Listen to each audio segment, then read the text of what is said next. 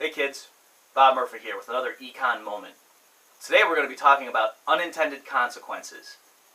So here the idea is that when a new policy is put into place, whether it's by the government or a corporation or even by the head of a household, a lot of times there are consequences from the new rule that occur because the people it affects now have a different set of incentives. That the rule makes them act differently, and the people installing the rule oftentimes didn't think through the consequences and didn't realize that that was going to be the outcome. So the examples I'm going to go over in this video today, they don't necessarily prove that the policies in question are bad and shouldn't have been implemented. But what it does mean is the people who supported the policies, they probably didn't realize all of the effects that they were going to cause, and maybe if they had realized that, they wouldn't have supported the policies in the first place. Okay, so let's get going. The first one I want to talk about is what's called a three strikes law. So this was big when I was growing up, many years ago. And the idea was people were mad at these so-called liberal judges because they were just too lenient, they were too soft on crime, and you'd have somebody who was a multiple offender, and the person would just keep getting off with light sentences. You know, slaps on the wrist. Somebody would rob a bank, he would only spend a few years in jail, he'd be back on the streets. Someone would be a rapist, he would only spend a few years in jail, back on the streets, so on, so on. And then these repeat offenders would end up committing heinous crimes, killing multiple people. And then finally they'd go to jail and the public would say, what's the story? The criminal justice system is broken. And so the government comes along and says, you know what? You're right. We're going to have a three strikes law that says if you are convicted of your third felony offense, the judge in your case has no discretion. He or she has to give you life in prison without the possibility of parole because, hey, three strikes, you're out. And so people were arguing about that. Is it unfair? Is it too harsh? People would say, don't worry about those criminals. By the time your third felony conviction, you're a bad apple, that kind of stuff. But one of the things that most people, except economists, didn't really see is the perverse incentives that this sort of rule would give to somebody who happened to already have two felony convictions under his belt. So just imagine that you've in the past been convicted of two felonies, and now, because either you're hanging out with the wrong crowd, or you just have a lot of violent impulses, or maybe you're addicted to drugs and you need money, whatever the reason is, you find yourself in a convenience store, a ski mask on, a loaded gun in your right hand, and you're robbing the place. Right? Hey, we've all been there. You know what I'm saying? All right. But seriously, you've got two felony convictions under your belt, and you are in progress robbing a convenience store with a gun. What are the incentives that this rule puts in place? Perversely, you have the incentive to shoot everybody in the store and kill them because you don't want to leave any witnesses. Because at this point, because of that three strikes law, you know that if you're caught and convicted of this crime, armed robbery is a felony, you're going to jail for life.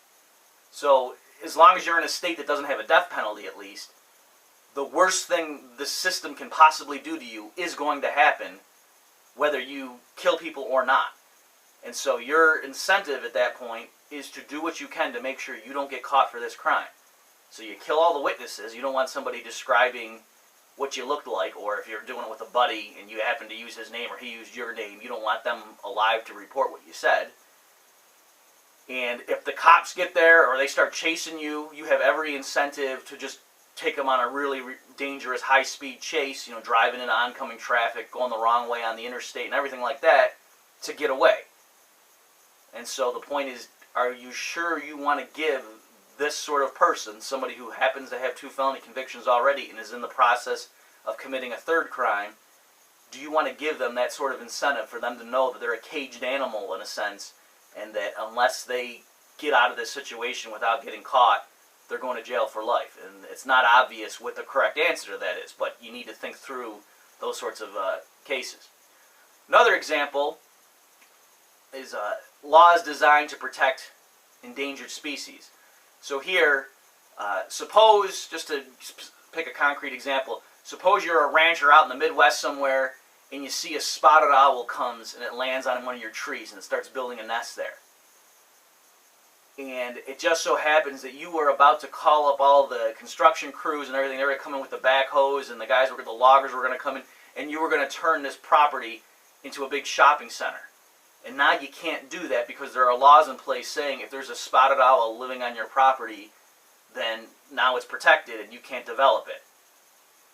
Well, the point of the law, of course, is to protect the habitat of the spotted owl. So people think, oh, that's where the matter would end. Huh, too bad for this guy. Yeah, he lost his property rights to develop it and turn it into a shopping center, but we got to do what we got to do for the spotted owl. But that's not actually what will happen, or it might not be what will happen. There's a phenomenon that people refer to as the 3 S's: shoot, shovel, and shut up in these sorts of cases. So the guy, he's sipping his morning coffee and no one else has gotten up yet, and he sees that spotted owl that effectively is like $1 million penalty to him, or more, depending on how big his plans were. He might just go get his gun, shoot that thing, get his shovel, bury it, and then never mention it to anybody again. Right? He's not going to call up the government and say, hey guys, guess what? There's a spotted owl. Here, let me take a picture and send it to you. What's your email? That's not what he's going to do. So, again, another example of unintended consequences where the law perversely might give people the incentive to kill the species that are supposed to be protected by this rule. Whereas if the guy just brought in the loggers and cut it down and did his plans, the owl might live. It could just might fly somewhere else, or maybe it could even adapt to the new setting. Okay, the last example, seatbelt laws, one of my favorites. So here, the idea is there's legislation saying if a police officer sees you driving without your seatbelt on, he stops you and you get a ticket. So that causes people to buckle up who otherwise wouldn't have. And obviously the point of this is to promote public safety, to reduce the amount of people who are injured in car crashes. Right? That, yeah, people in theory have rights and prerogatives and so on, but you know what? If you're dumb enough to drive around without wearing a seatbelt, we're going to sort of step in and be paternalistic and force you to do it for your own good. That's the mentality. Well, economists pointed out that, hang on, there might be some unintended consequences here. Because people don't just have a certain level of driving safety.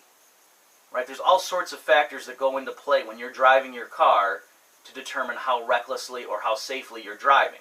So just think about it. If it's a bright sunny day and you're on the interstate going 70 and there's not a car to be seen, you might be texting your friends, you might be changing the music, you might be doing all kinds of stuff. I even know some people that have a movie going, like they put their laptop on and they put it like in the passenger seat footwell area. Okay, I don't do that, but I've heard of people who do that kind of thing. But change the scenario. Now it's pouring rain and you're in bumper-to-bumper traffic with a bunch of 18-wheelers. Do you think you're going to be texting your buddy? Do you think you're going to be changing? No, you're going to be driving like this, and your face is going to be white. Right? So you're going to be a lot more attentive in doing things. You're going to go a lot slower and so on in that environment than the other one. So it's not the case that in the first scenario, where it's bright daylight, there's no one around, that you're driving saying, I hope I get into an accident, and that's why I'm going to drive recklessly. No, it's that there are different degrees of caution that you exercise, and you use your judgment to determine in which situation, how do I want to behave. Let me give you another example, so you just don't think that I'm grasping at straws here. When you're driving, I notice I've done this, and someone is coming on your right side, and they're going to turn into the lane that you're driving in. Okay? And you have the right of way. This person should stop, but they're kind of rolling out into the intersection. You know what I mean? You're not sure if they're going to stop. I've noticed that what I do is if I have a passenger with me, I totally slow down and guarantee that the person stops before I keep going. Whereas if I don't have a passenger, I might just go right through, and subconsciously that's rational because I know if the person does plow into me, yeah, my car's going to be totaled, but nobody's going to die. Whereas if I have a passenger, then that passenger actually might die or be seriously injured. And so that's, I think, what explains my subconscious automatic reactions in the two situations. Okay, so with that in mind now, just think about what seatbelt laws do. People who originally would be driving around without a seatbelt now have an extra margin of protection. And so the economists theorized that the law might actually make them drive a little more recklessly. And the data actually bore this out. The states that passed the seatbelt laws first saw a slight increase in the number of traffic accidents. It's true, traffic fatalities went down, But you know what went up? The number of fatalities to pedestrians. People who got hit by cars who didn't have the benefit of the seatbelts, right? If someone's driving more recklessly because they're wearing a seatbelt now, that person's less likely to die. He's more likely to get into an accident, but now he's got that extra protection, so he's probably not going to die in the accident. But people who are walking or riding their bikes now are more likely to get hit by drivers who are all driving more recklessly. And the fact that a driver has a seatbelt on doesn't help you if you're a bicyclist or a person walking. Okay, so unintended consequences of seatbelt laws. That's the time for today, everybody. Thanks again for watching. This has been Econ Moment with me, Bob Murphy.